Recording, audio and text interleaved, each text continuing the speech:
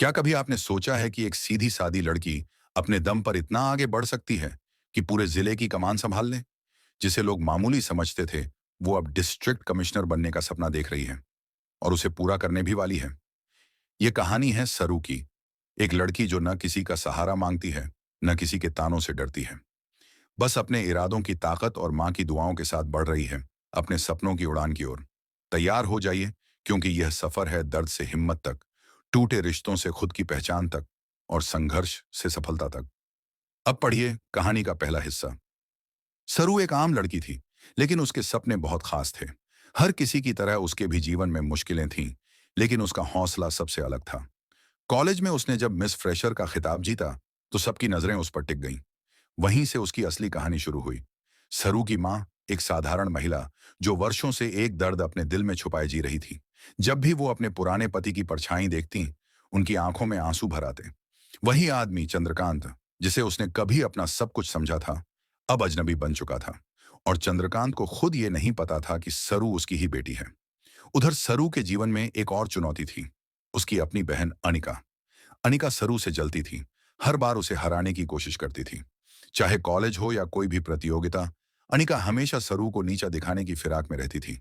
लेकिन सरू ने कभी किसी से डरना नहीं सीखा। उसने न तो अपने पिता से कोई उम्मीद रखी और न ही उनके परिवार से। उसके लिए सबसे जरूरी था उसका सपना, डिस्ट्रिक्ट कमिश्नर बनना। और वह जानती थी कि यह सपना सिर्फ मेहनत से ही पूरा होगा। कुछ ही समय में सरू को सच्चाई का सामना करना पड़ा। उसे पता चला कि चंद्रकांत ही उसके पिता हैं। ये सुनते ही उसके दिल को गहरा धक्का लगा, लेकिन उसने आंसू पोंछे और खुद से वादा किया, मैं अब पीछे नहीं हटूंगी। चंद्रकांत की फैमिली जब इस सच से रूबरू हुई, तो उन्होंने सरू को अपनाने से साफ मना कर दिया। उन्होंने ना सिर्फ उसे ठुकराया, बल्कि उसकी माँ और उसे समाज के सामने नीचा दिखाने की भी कोशिश की। लेकिन सरू ने फिर भी हार नहीं मानी। वहीं चंद्रकांत ने अकेले में आकर सरू को आशीर्वाद दिया, तू अपने जीवन में बहुत आगे बढ़ेगी बेटा। मगर सरू ने साफ कह दिया, मैं आपको माफ नहीं कर सकती। आपने मेरी माँ को अकेला छोड़ दिया था। मेरी लड़ाई किसी से नहीं, बस खुद से है। इस बीच सरू की जिंदगी से वेद नाम का एक और अहम किरदार चुपचाप चला गया। बिना कोई वजह बताए वो दूर चला गया। सरू को यह गम भी बहुत बड़ा लगा, लेकिन उसने इस दर्द को भी अपने सपनों की ताकत बना लिया। अब सरू के सामने सिर्फ एक रास्ता था, आगे बढ़ना। क्या आप भी चाहते हैं कि सरू हर मुसीबत को पार करके अपनी मंजिल तक पहुंचे? तो नीचे कमेंट करके बताएं और इस कहानी को अपने दोस्तों के साथ शेयर करें। अभी तो शुरुआत है, आगे और भी बहुत कुछ बाकी है। सरू की जिंदगी अब एक नए मोड़ पर आ चुकी थी। सच्चाई जानने के बाद वह टूट तो गई थी, लेकिन उसने खुद को फिर से संभाला। उसे अब न किसी रिश्ते की तलाश थी, न ही किसी की सहानुभूति। वह जान चुकी थी कि अगर कुछ चाहिए, तो उसे अपने दम पर ही हासिल करना होगा। कॉलेज की पढ़ाई अब अंतिम चरण में थी, लेकिन इसके साथ ही सरू ने सिविल सर्विस की तैयारी भी शुरू कर दी थी। हर रोज वो खुद से एक वादा करती, मुझे डिस्ट्रिक्ट कमिश्नर बनना है और मैं बनकर दिखाऊंगी। रातों की नींद और दिन की थकावट अब उसके जीवन का हिस्सा बन चुकी थी, लेकिन उसके चेहरे पर थकावट नहीं, एक अलग चमक थी। यह चमक थी उसके सपनों की, उसके हौसले की। मैं किसी की पहचान से नहीं, अपने काम से पहचानी जाऊंगी।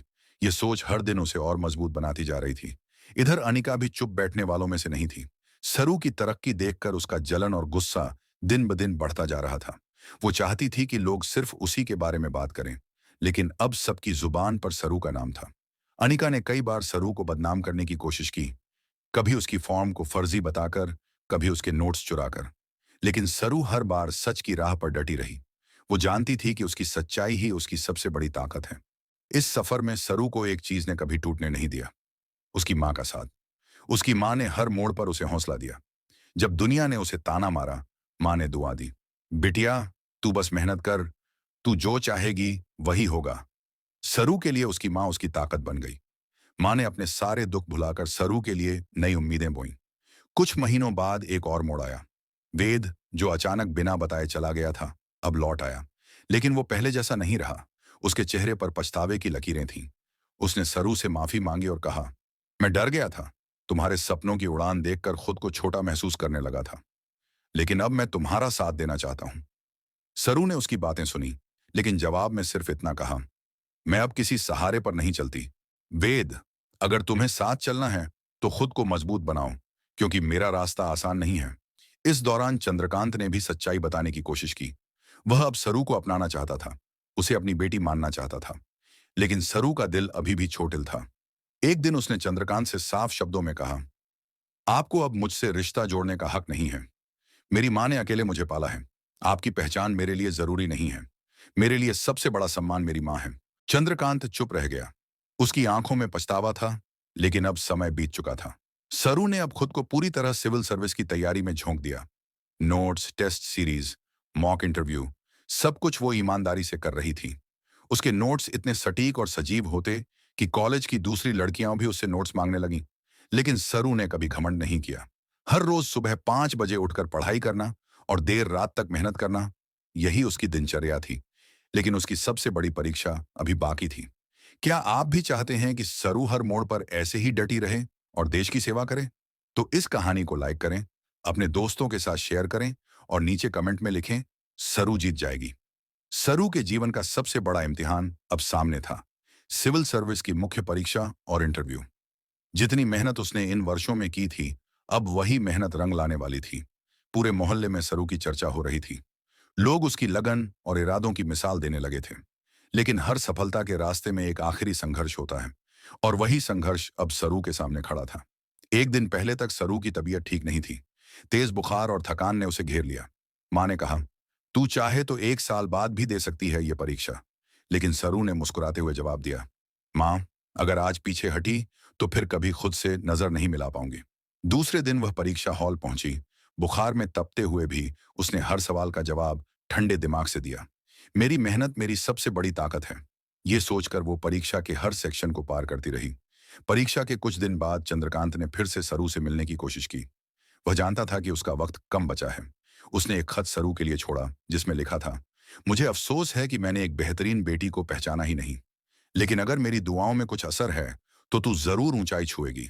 मैं तुझे गर्व से अपनी बेटी कहता हूं, अगर तू मंजूर करे। सरू ने खत पढ़ा। आंखें नम हुईं, पर दिल अभी भी सख्त था। उसने खत को संभाल कर रखा, लेकिन अपने रास्ते से नहीं हटी। अब बारी थी इंटरव्यू की। वो दौर जिसमें केवल ज्ञान ही नहीं, आत्मविश्वास और सोच भी परखी जाती है। सरू ने इंटरव्यू में एक एक सवाल का जवाब साफ, सटीक और सधे हुए लहजे में दिया।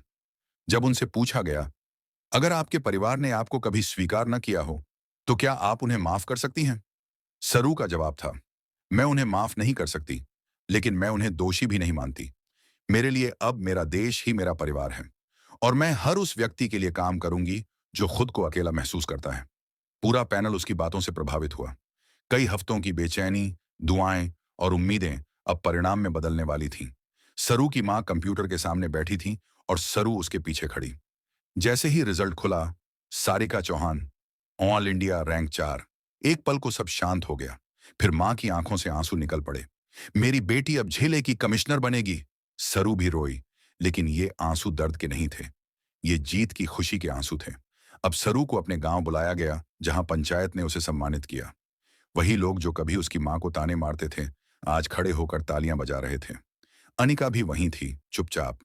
शायद उसे समझ आ गया था कि जीत पाने के लिए चालाकी नहीं, मेहनत चाहिए। वेद भी आया, लेकिन अब सिर्फ दोस्त की हैसियत से। सरू ने कहा, अब मेरी जिंदगी सिर्फ देश और जनता के लिए है। चंद्रकांत अस्पताल में था। जब उसने सुना कि उसकी बेटी देश की सेवा करने जा रही है, तो उसकी आंखों में सुकून था। सरू आखिरकार उसे मिलने पहुंची। उसने कहा, आपने देर की, लेकिन अब मैं आपको माफ करती हूं। चंद्रकांत की आंखों से आंसू बह निकले, और वह मुस्कुराते हुए दुनिया से विदा हो गया। अब सरू की पोस्टिंग एक छोटे जिले में हो चुकी थी। वो वहां की सबसे युवा डीसी बनी। पहला काम उसने किया, गांव की स्कूलों को बेहतर बनाना। दूसरा काम, हर गरीब बच्चे की फीस माफ कराना। उसके ऑफिस की दीवार पर एक लाइन लिखी थी, कभी मत सोचो कि तुम अकेले हो, तुम खुद के लिए काफी हो। सरू की कहानी हमें यह सिखाती है कि हालात कितने भी कठिन क्यों न हों, अगर इरादे मजबूत हों तो कोई भी सपना असंभव नहीं। आज वह सिर्फ एक नाम नहीं, एक मिसाल बन गई है। सरू का सफर हमें बताता है कि रिश्तों से ज्यादा जरूरी खुद की पहचान होती है। अगर आपको भी सरू की तरह किसी दिन कुछ बड़ा करना है, तो आज से ही शुरुआत करें। इस प्रेरणादायक कहानी को अपने दोस्तों, भाई बहनों और बच्चों के साथ जरूर शेयर करें और नीचे कमेंट करें, मैं भी सरू की तरह कुछ कर दिखाऊंगा, दिखाऊंगी।